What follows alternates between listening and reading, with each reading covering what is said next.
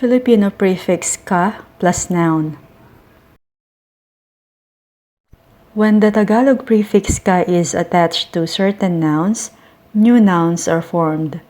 These nouns refer to a person's relationship with another with regards to place of residence, association, or origin. Association can be in terms of quality, membership in a group, or participation in certain activities. English equivalent may include words like fellow, mate, or the prefix ko.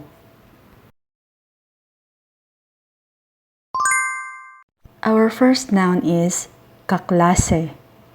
Kaklase is formed by adding the prefix ka to the word klase, which means class. As I said earlier, ka is equivalent to the English word mate if added to certain nouns. So kaklase means classmate, kaklase. Let's use kaklase in a sentence. Nakipag-away si Jay sa kaklase niya. Nakipag-away si Jay sa kaklase niya. Jay picked a fight with his classmate.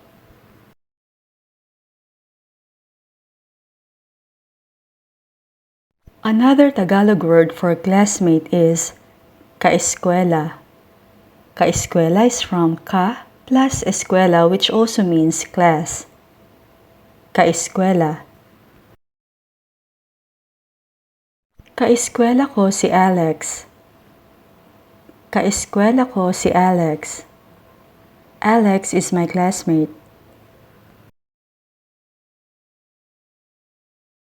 Our next word is from ka plus laro. Kalaro. Laro means game, so kalaro is playmate. Kalaro. Kalaro ko siya noong bata pa ako. Kalaro ko siya noong bata pa ako. He was my playmate in my childhood.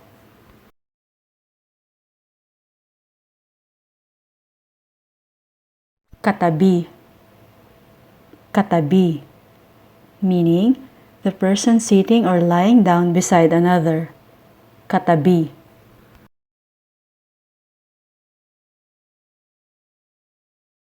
Sino yung katabi mo kanina? Sino yung katabi mo kanina? Who was seated next to you earlier?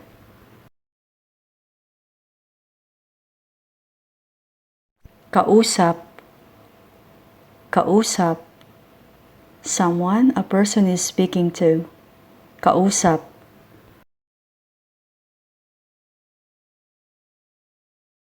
Sinong kausap mo? Sinong kausap mo? Who are you talking to?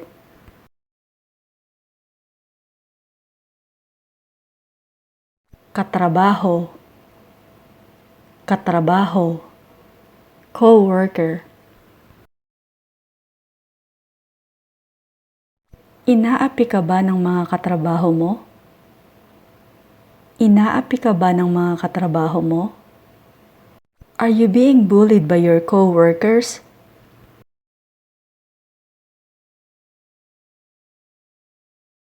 Kamag-anak. Kamag-anak. Relative or kinsfolk. Kamag-anak. Relihiyoso ang mga kamag-anak na nagpalaki sa kanya. Relihiyoso ang mga kamag-anak na nagpalaki sa kanya. The relatives who raised him are pious.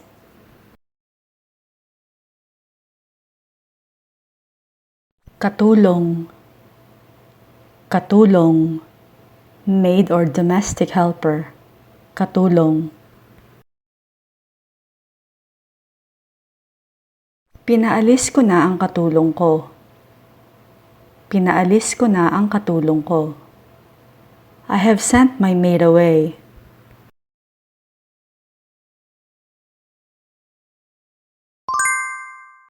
Kasama.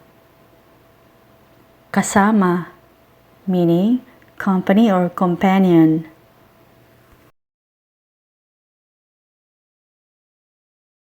Nakakaaliw siyang kasama sa biyahe. Nakakaaliw siyang kasama sa biyahe. She's an entertaining travel companion.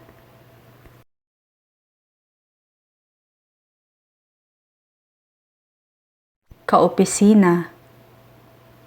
Kaopisina. Office mate. Kaopisina.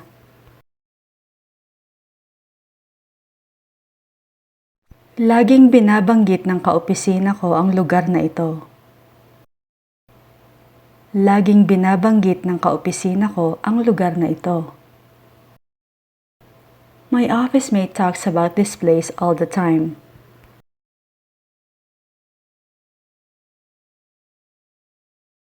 Kasapi. Kasapi. Meaning, a member in a group. Kasapi.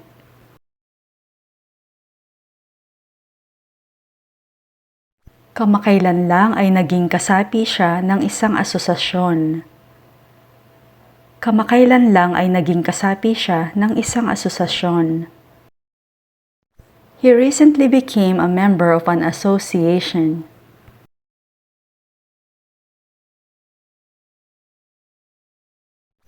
Kaanib. Kaanib. This also means a member in a group. Kaanib.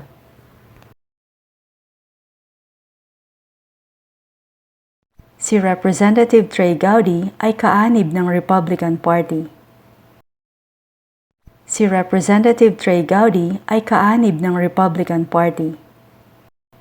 Meaning, Representative Trey Gowdy is a member of the Republican Party. Kasali. Kasali. Participant or included. Kasali. Sino-sino ang mga kasali sa paligsahan? Sino-sino ang mga kasali sa paligsahan? Who are the participants in the contest?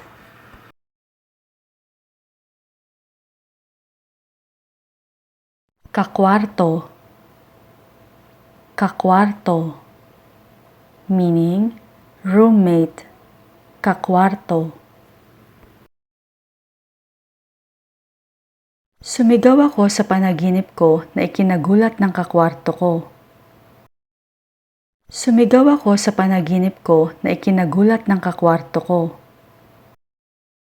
I screamed in my dream which startled my roommate.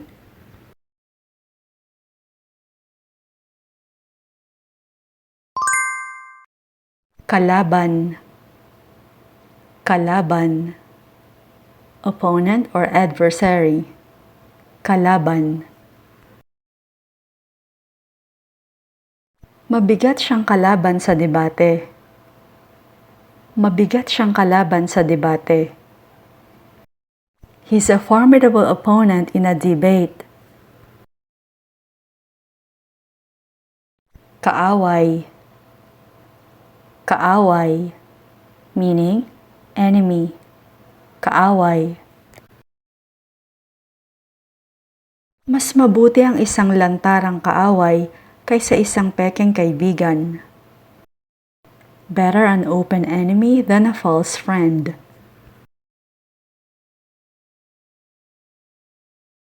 Kababayan. Kababayan. Townmate or fellow countryman. This is an irregular noun formation of capless noun pattern because the first syllable is repeated. Palagi siyang mabait sa kanyang mga kababayan. Palagi siyang mabait sa kanyang mga kababayan. He's always benevolent towards his fellow countrymen.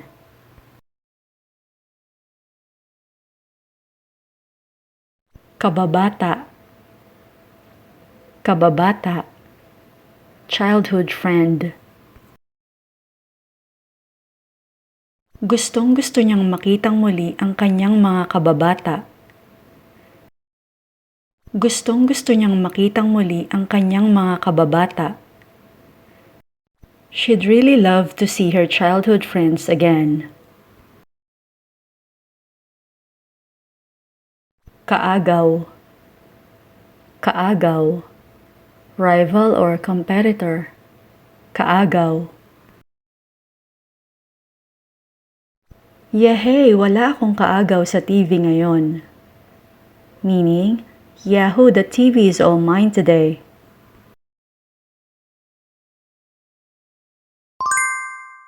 Karibal. Karibal. Meaning, rival. Please note that this relationship word didn't come from the couplet noun pattern because there's no such word as rival in Tagalog. Walang karibal si Henry Cavill sa kagwapuhan. Walang karibal si Henry Cavill sa kagwapuhan. Henry Cavill has no rival in good looks.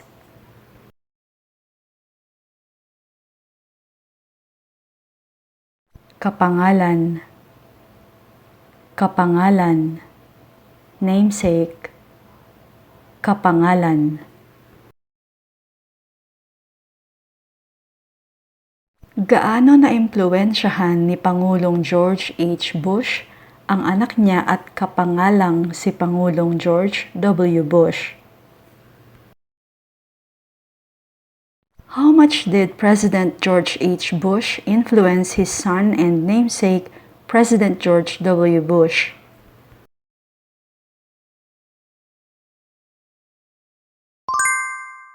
Kaapelyido. Kaapelyido. Meaning, someone with the same last name. Kaapelyido. Kaapelyido mo si Brandon, magkamag-anak ba kayo? Kaapelyido mo si Brandon, magkamag-anak ba kayo?